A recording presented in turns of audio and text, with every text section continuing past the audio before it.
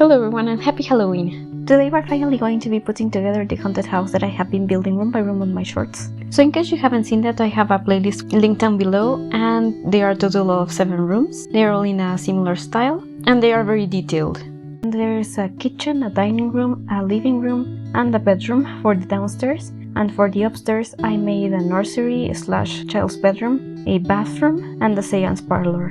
I'm really excited to be finally putting this together, because I am very happy with how these rooms have turned out, and they're finally going to become something larger.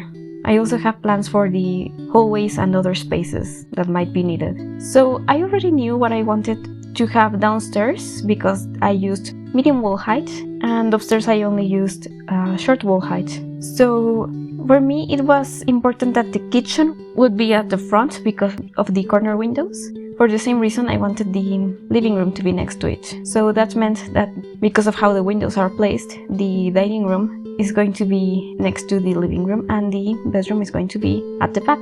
I had already thought that I wanted a big piano to be on the hallway. I especially wanted to use this one that is the largest piano that we have in the base game, and it also has this really nice red swatch. So I wanted to use that, and I made the stairs in this interesting shape. In the end, I do not keep the platform. I did try to make that work, and the piano is fully functional, by the way. So since this hallway was looking a bit too large for a house this size, I decided that I wanted a downstairs bathroom. It's only a half bath and it has a bit of an interesting shape, but I think that's what uses the available space the best. And since I didn't use many wallpapers, I mostly used the floral wallpaper from Paranormal and some brick. The one that I added here in the hallway is from Discover University, and I also used some brick in the kitchen. But I still decided that the floors would all be the wooden floor from Paranormal, except for the kitchen and the bathroom. Those spaces have stone floors. So I was really excited to make these stairs into this sort of tower shape. It's not exactly a tower, but it looks like it.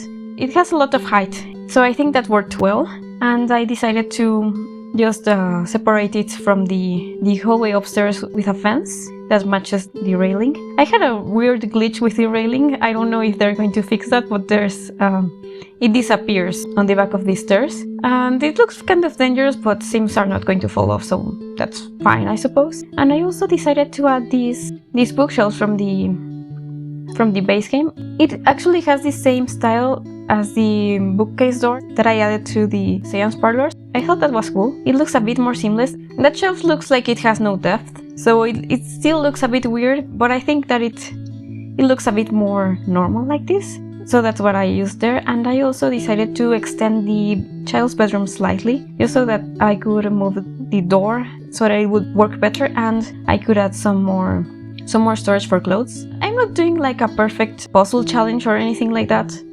I just wanted to have fun and to make sure that each room was like fully finished before I put it together, and that was going to be like the challenge.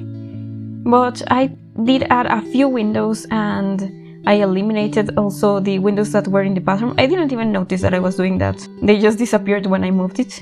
And I am not sure if I show it here on the video, but where the 3 windows were, I added a painting from Cats and Dogs that has like a storm with a ship, and I used another frame on top of that so that it had a style similar to the rest of the house. And I also added a few windows on the nursery for symmetry and some curtains, but I did not record that process, but you will see it in the screenshots. And speaking of the nursery, I didn't think that this was a family home, like in the traditional sense. I was thinking that the adult sim that lives here is single, but maybe they have a child or a niece or nephew. So I decided that I wanted to add a nursery because it just made it feel a bit creepier. Like the whole idea of maybe this place isn't safe for sims and you have like a really helpless child or baby. So I added that. I feel a little bit bad for the baby. I don't think that baby is going to be very happy.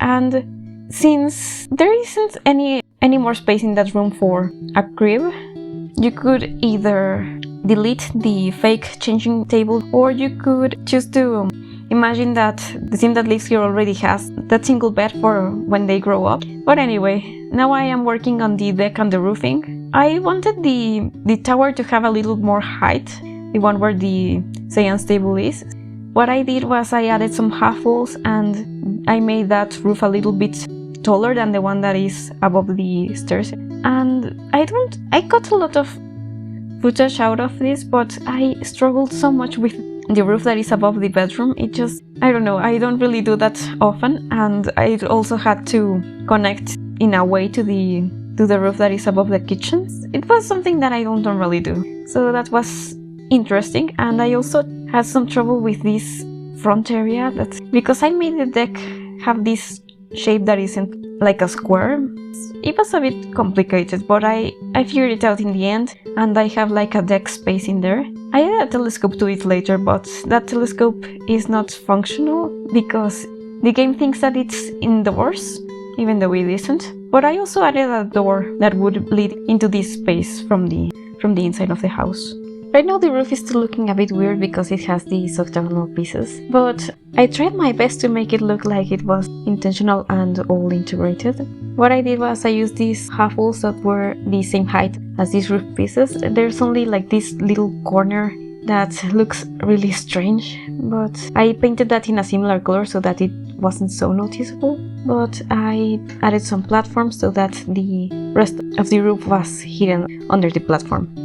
I painted it with a dark brick. It did take me a while to figure out how I wanted to paint it. I tried everything. I tried wood siding, I tried stone, and a lot of wallpapers. I ended up cutting out a lot of that footage. But I decided to keep the stone in the tower area and add these wallpapers from Get Together to most of the house. I only added stone to the kitchen, and I think it gives it some variety. As usual, this build is available in the gallery. You can find it under my ID, which is Veranio. And I will also have the link down in the description. And if you're enjoying this video, please leave a like and subscribe to my channel for more builds like this one. I am going to be building another one of these room by room houses, but this next one is going to be 70s themed, so I am really excited for that, and I think it's going to come out really cool. But I also added some more stairs, and I also added some planters because plants are always nice for socializing. And so now I am adding those windows that I have mentioned, and I moved around some of the decorations here in the child's bedroom, but it's not like a dramatic change. But I did change the windows on the other wall a bit later. So now I'm just adding some more light to the hallway and changing out the door to be a single tile door instead of a two tile door. And I added a rocking chair because it makes sense in this house. I also added a medieval bench downstairs, and now I am working on the entryway. I just added a coat rack. I also added one of those night statues and a plant from Get Together. That plant is supposed to be for the outdoors, but I felt it looked fine. The only thing is that it has outdoor lighting, so indoors it looks very dark, so I just used some lamps inside it so that it would look a bit more natural. And outside I just added a bench, some more plants, and a chess table.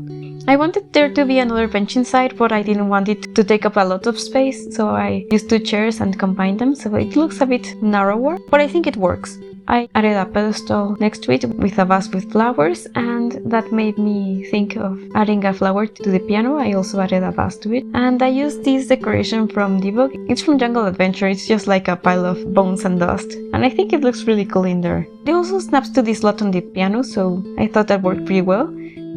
I built this in Windenburg. I hadn't mentioned that. So now I have done some of the terrain paint, and I am adding these decorations to the roof. They are also from Get Together, and I think they're really cool. It gives it a more like an edgy look. It looks spiky and a bit more menacing, so I thought that was cool. And now I'm just working on some of the landscaping. I am adding some vines, some grass, some low-lying flowers and bushes. And I also added a tree to this corner. The back of the house was looking a bit plain, so I added a ton of vines. And then I just added some more of the landscaping. I used vines from both Get Together and the bug vines that come with Discover University.